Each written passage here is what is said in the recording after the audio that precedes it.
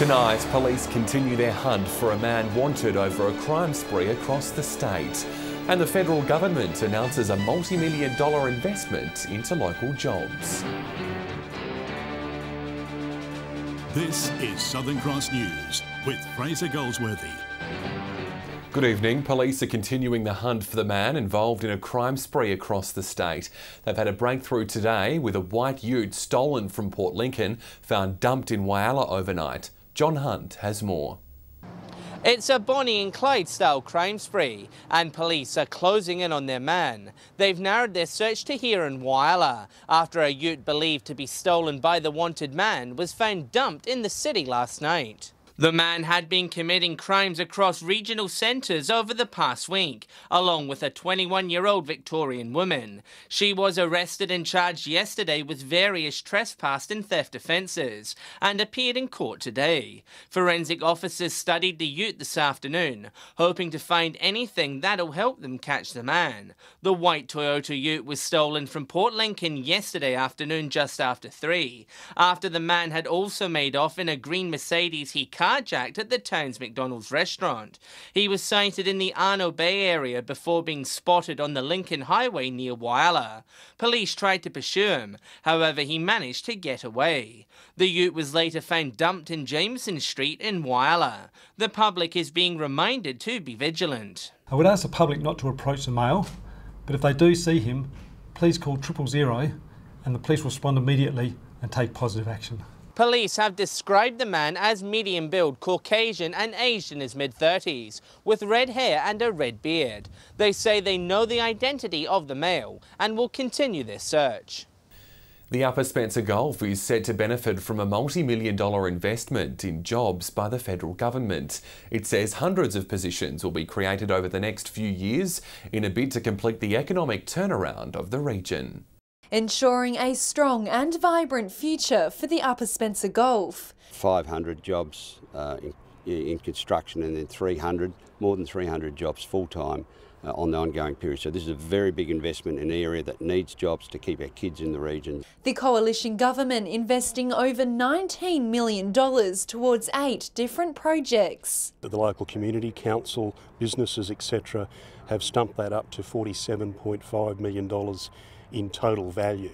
A heavy industry manufacturing hub is set to open in Whyalla, creating 193 jobs to support mining and energy in the region. While Max Cranes will train new employees to operate state-of-the-art heavy machinery to service wind towers. Cranes to buy a high extension crane that is capable of servicing the wind farms. Which no one has at the moment. A $1.1 million investment will see higher education hubs open in Port Pirie and Port Augusta. We will be educating for the jobs that will be coming online as a result of the rest of the package. Keeping the education sector going into the future. And to see COTEC building on that now, I think, is a tremendous opportunity as well. And we lose so many young people off to the capital cities and to other places, and to have the opportunity to keep young people here, I think is really important. More people in towns, more people shopping in the local community, contributing to the local economy, more kids in schools, etc. Rachel Nell, Southern Cross News. Police are hoping the public can help identify 2 men following a break-in at Port Broughton last month. On March 31st, police say the pair broke into a house on Upper York Road and stole a safe of jewellery and a blue trailer. CCTV cameras managed to catch the thieves in the act. Anyone with information is asked to contact Crime Stoppers. The Mayor of Broken Hill has officially been selected as Country Labor's candidate for the seat of Barwon at the New South Wales state election. Daria Turley says her frustration with the Liberal National Government made her want to step up. A self-proclaimed underdog fighting for grassroots. We haven't had a candidate from Broken Hill for some time that you could actually vote for. Daria Turley was elected as the city's first ever female mayor in 2016. She could soon be breaking another glass ceiling. If she's successful, she'd be the first female member for Barwon. She says the National Party has given up on Western New South Wales and the people deserve better. I think the issue is about the impact of the environment, whether you look at the Darling River, whether you look at the agriculture industry and the land clearing. All those issues add up. She says coal seam gas fracking, the alleged water theft on the Darling River and prioritising funding for schools and hospitals in the region will be her campaign's key issues. And her duties as Broken Hill Mayor won't stop if she's elected. Mayors do step up and run for state, so you can stay in the seat and then the next election you can't nominate again. Labor hasn't held the seat of Barwon since 1950 and would need a 12.5% swing to take it. So I'm actually someone who's worked out in those areas from Canamble, Gilgandra, across Lightning Ridge. I've worked in those areas. I've driven on the roads for years. So I understand the difference of communities. They're very different to each other, different priorities. I need to get into the towns and find out what the current issues are. The state election will be held in March next year. Patrick Reinke, Southern Cross News. Eddie Hughes has been rewarded for holding the seat of Giles with a promotion to the Shadow Cabinet. He's been appointed as Shadow Minister for Primary Industries and Regional Development, which will focus on agriculture and promoting regional interests. Mr Hughes defeated SA Best candidate and long-time political rival Tom Antonio at last month's state election. It's the first time in 16 years Labor has had to assemble a cabinet in opposition. In the news ahead, one local mayor reminding the new Liberal state government about its commitment to duplicate a major bridge. The details next. Parts of the region have played host to the Special Olympics Flame of Hope, which ran through two towns today. Local police and children with a disability joined forces with athletes to take part in the unique event. With just under a week until the Australian Special Olympics open in Adelaide, its most recognisable symbol made its way through Whyalla and Port Augusta. The Flame of Hope completed circuits of the two towns today. Police officers who are guardians of the flame say the relay is an honour. It's a charitable movement, which is the sole purpose is to raise awareness and funds for the Special Olympics movement in South Australia and nationally. Students from Whyalla's Special Education School joined in as torchbearers and walkers. They made their way around the city plaza in Foreshore before bringing the flame into Adarang Gardens to light the cauldron. The event aims to give children with a disability a moment in the spotlight. They've now got their time to shine. Their smiles and their encouragement and their laughs and giggles is what makes everything so special. Police are praising the local community for their support throughout the event. We have had a wonderful, overwhelming response from Whyalla, as we have done with all communities that we've visited so far. Kim Flanagan is a former athlete, now ambassador for the Special Olympics. She says it's important kids with a disability have role models to look up to. Whenever I do this, I'm almost crying myself. Shivers up my spine, just everyone out and supporting us, and yeah, it's really great. The flame will continue on to Port Perry and Clare tomorrow. John Hunt, Southern Cross News. Port Augusta Council is calling on the state government to honour its commitment to upgrade the Joy-Ballook Bridge. The council says it won't stop raising the issue until the new Liberal government begins development on the plan. It's the never-ending issue, and now Port Augusta Council wants answers. We've talked about it enough. Now, not just the people of Port Augusta, but the people of Australia actually want to see a result. We want to see some plans, and more importantly, we actually want to see some timelines on when something's going to happen. The council is hoping to get on the front foot and hold the new state government to its election commitment and make the outdated Joy-Ballook Bridge a top priority. The council will actually resolve in the coming couple of weeks to formally write to the state government and congratulate them, and also say, by the way, about this commitment you made in relation to the bridge, we're holding you to it and we'd like to see some action. With no guardrails and freight trucks whizzing past pedestrians by just metres, the Mayor says proving its danger isn't the issue. It's taking the steps to resolve the issue is what he's waiting for. Everyone knows it's not safe. We've had state, federal and local governments and national bodies and peak bodies and industry bodies all say it's not safe. In the immediate future, the most pressing issue is the width of this bridge, which barely allows two people to safely pass.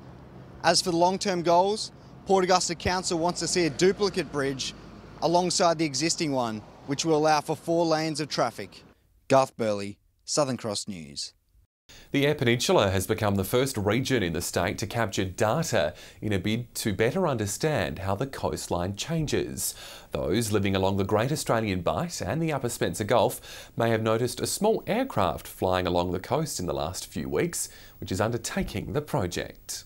flying the skies to predict the future of the coast down below. A project that's designed to map the entire coastline of the Air Peninsula. So it goes all the way from Yellowton Roadhouse, all the way around the peninsula to Coltana, in between Whyalla and Port Augusta.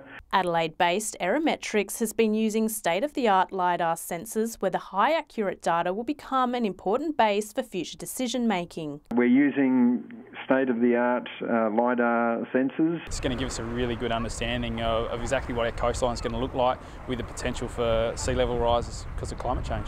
So far, pilots have spent 53 hours in the sky mapping the intricate coastline.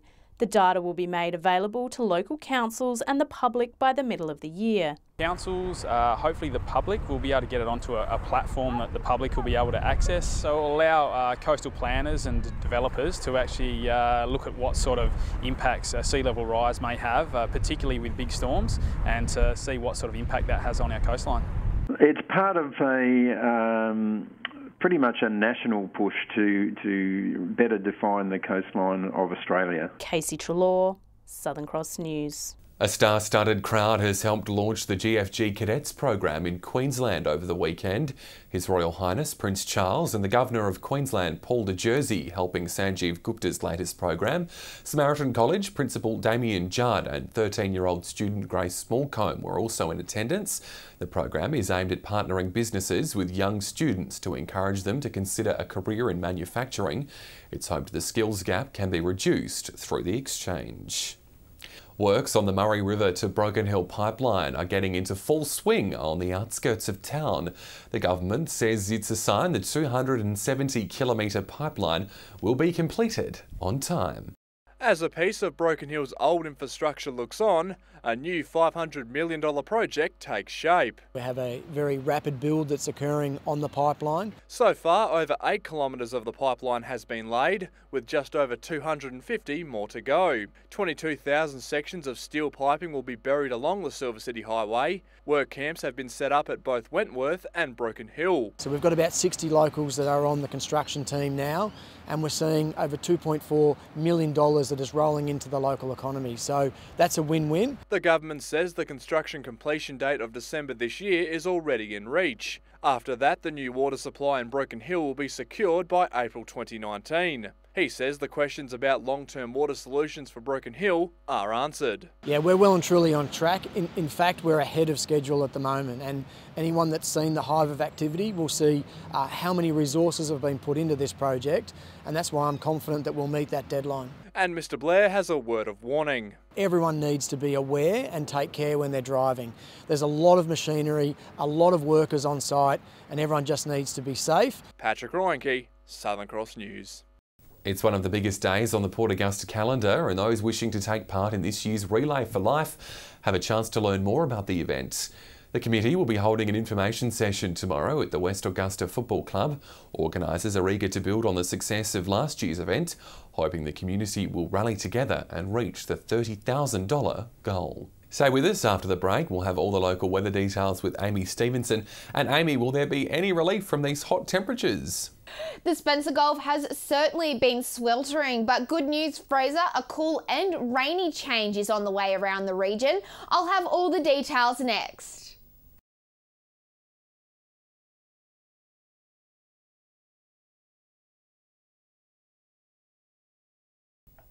Welcome back. More sunny conditions well into the 30s around all centres today. Port Augusta and Whyalla seeing tops of 39, while Broken Hill and Port Perry sat in the mid-30s. 34 the top in Adelaide. Checking the satellite, and cloud over the southern parts of South Australia is staying dry. Skies are clear and sunny otherwise, which is allowing that heat to linger.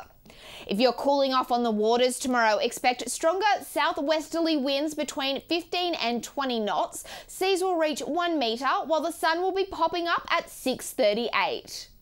The sunny weather will hang around in most parts tomorrow as temperatures continue to soar. Another day of maximums in the high 30s in Port Augusta and Whyalla. The cool change is coming early in Port Lincoln and Coffin Bay with showers and a top of 26. Hot and windy in Clare and Cleve reaching 35 with temperatures in the mid to high 30s in other districts.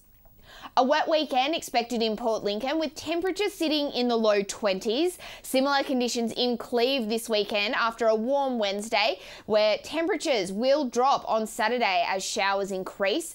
Meanwhile, Woodna can also expect a cool change to hit on Thursday as rain develops into the weekend.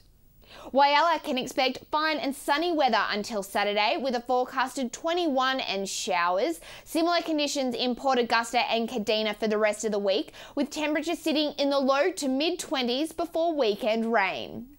Temperatures in Port Perry will also drop as we go into the weekend. A rainy 25 on Friday before 22 on Saturday. After a windy start to the week, Clare can expect much cooler 18 on Saturday with some showers. Meanwhile, Broken Hill's run of sunny weather is going to continue. However, it is going to cool down significantly over the weekend after maximums in the 30s.